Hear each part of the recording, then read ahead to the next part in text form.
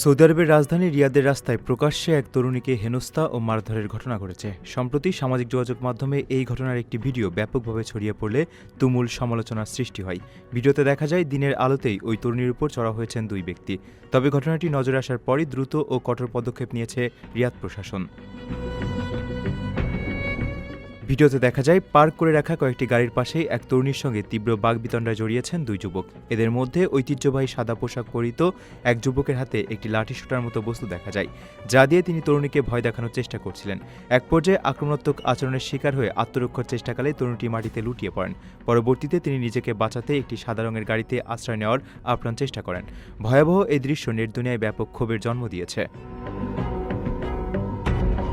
তবে অপরাধীদের ছাড় দেয়নি স্থানীয় প্রশাসন। রিয়াদ অঞ্চলের নিরাপত্তা টহল দলের নজরে বিষয়টি আসার পর তারা তাৎক্ষণিকভাবে সেখানে হস্তক্ষেপ করে। অভিযুক্তদের ইতিমধ্যেই আইনের আওতায় আনা হয়েছে। ওই তরুণীকে উদ্ধার ও অভিযুক্তদের বিরুদ্ধে রিয়াদ পুলিশের এমন তড়িৎ পদক্ষেপে স্বস্তি প্রকাশ করেছেন সাধারণ মানুষ।